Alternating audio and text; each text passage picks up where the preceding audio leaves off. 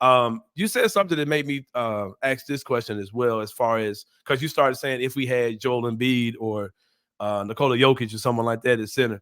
What do you think is more of a priority for this team? Because you're starting to hear a lot of rumors coming out about teams that are willing to make trades and these type of things. And I'm a big wing guy. This is Memphis. We barbecue in Wing City. So I'm a big wing guy. You know what I mean? So I'm like wings. I think that's the future of the NBA. When you see teams that are winning championships, they have lots of versatile guys that are defenders that can play anywhere from the 2 to the 4. That's today's NBA. Have those guys that can knock down shots, play on the perimeter, guard the best players on the other team, send those guys out in waves, and that's a winning formula in today's NBA. I also understand the importance of big men. You're talking about the best players in the league are all bigs. If the top 3, 4 guys are probably all bigs, you know what I mean? When you're talking about Giannis, Jokic, Embiid, these level MVP level guys, they're all bigs, you know what I mean? So I get that too. What do you think the priority should be for the Grizzlies, a team who seems like their most successful teams, and when you have a guy like a Steven Adams who simply just goes out there, set screens, rebounds, can play a little defense, bring some toughness, or is it something that can be unlocked if we have a different type of big man on this team? Yeah, I think, if you're making a player in a lab, absolutely you want to build a Paul George player. You want to build the big wing, Kevin Durant, whatever. Like Gigi Jackson. Yeah, or Gigi Jackson, which actually I was thinking about, what about Gigi, Anthony? Right. But unfortunately, those guys aren't out there. And like, even when you start naming specific names of guys you want to get, like the quality drop off goes down quick, where it's like, all right, name the best ones. And you're like, all right, after those guys, who's next best? And you're like, I don't know. OG Anunoby, he's pretty good.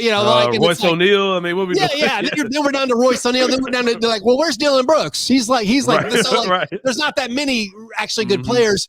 I do think the Grizzlies' easiest avenue to immediately improving next year and getting on the cusp of like being, like a Western Conference finalist, or maybe if you get all the great breaks going your way, is improving your center spot. Just because, but there's just more of those guys I feel like available to help you out. Like, can you find someone who was as good as Steven Adams was last year? I don't know. But like, theoretically, if Steven Adams was fully healthy again and you got Ja, Jaren, and Desmond playing to the peak of their abilities, well, the Grizzlies could win 56 games again, and, they could be great. But of course, what are the odds of that happening? So like, when you look at roster building now, I do think maybe if it is coming into the trade deadline or, in the offseason, more likely, you're probably trying to figure out like what is the best center, I think would be the option. Because again, it's just when I look at NBA rosters and I look at those wings, like I don't see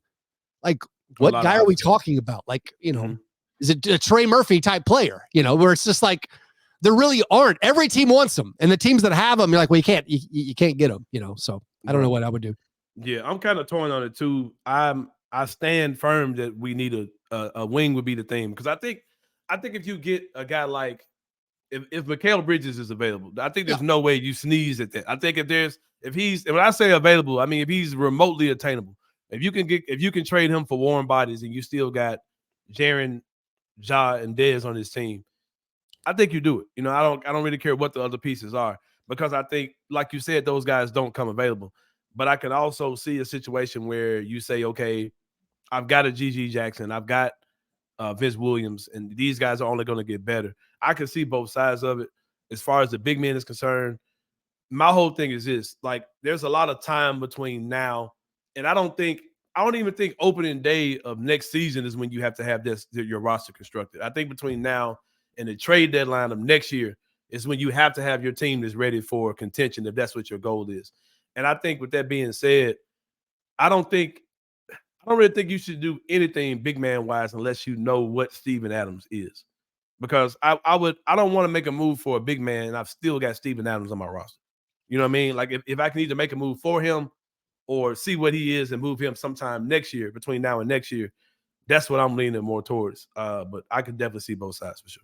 Well, and also, big men are the most readily available guys, where you can get replacement level, pretty good play. Like you see the Clippers right now, like they lost Zubac for 4 weeks, and maybe they'll maintain the same level. And I think they might, just because like They got Daniel Tice for nothing, and he's okay. Yeah. And they have Mason Plumlee, and he's okay. And even the Grizzlies, in their desperation, got Bismack Biyombo, who wasn't in the league, and he was below average, but like passable for a few minutes. And last year when we were healthy everywhere else, we were good with Jaren and freaking Xavier Tillman as your big man. We won and also you look at like it's funny, like it's not funny, it's sad how Steven Adams has become this like irreplaceable. Like, well, we can't win a title without Steven Adams, and it's like he wasn't closing games in like 2 years ago. Taylor Jenkins DNP'd him against the Timberwolves, and now he's like, well, we can't win without Steven Adams. It's like, he wasn't that important until we got rid of everybody else. So I don't know. And talking about like, next year and making these moves for a big, then it becomes so much about salaries. And I feel like that's the huge thing for this Grizzlies team next year. And it's the huge question for Robert Parra, where it's like I know what Steve Ballmer would do with the roster. Right. Like we wouldn't be worried about we wouldn't be talking about like, oh, are we going to exercise trimming around the edges and there wouldn't be any trimming around he would be loading. He would be loading up.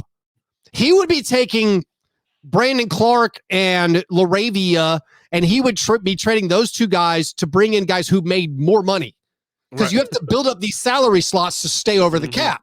And so like the Nets, all right, Mikal Bridges is probably not available, even if we're recording this on Thursday, and the Nets are one game ahead of our awful Grizzlies.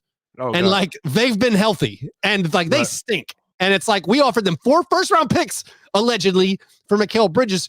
It's so maybe he's not available, but the other guys are going to be available, like Cam Johnson or Dorian Finney-Smith. And I feel like if you get Cam Johnson, you should do it. And Cam Johnson is an expensive salary. He's locked down for a while. I think he's making 25. He just got his deal.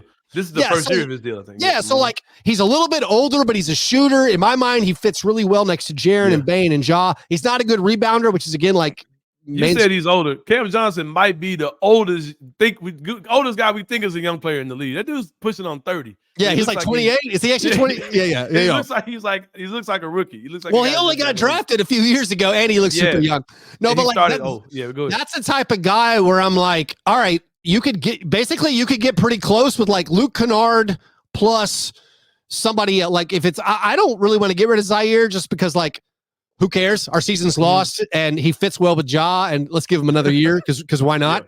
But if you can match the salaries to bring in Cam Johnson, where you increase your salary for this season, and then you go into next season way over the tax, that's what a big market would do, and that would give you the chance to win. But spoiler, we're not doing that. We're not spending money, and so my big concern going forward is how cheap did the Grizzlies get? And that is that's going to be a literal limiting factor to all of our dreams of competing with Ja and Desmond and Jaren is going to be, well, how much luxury tax are we going to spend? If we're not going to spend much, well, guess what? We're never going to win a title. Yeah, I was watching. Unless G.G. Jackson is the truth. And if G.G. Jackson's him on his rookie deal, we'll be good. Oh, yeah. We can get G.G. on a two-way. Yeah. Scoring 20 points a game. Yeah, exactly. I was listening to Harrington talking, and it kind of had me thinking about that too, how it seems like they're going to try to be, if they're going to be taxpayers, they're going to be in that lower threshold for sure going forward.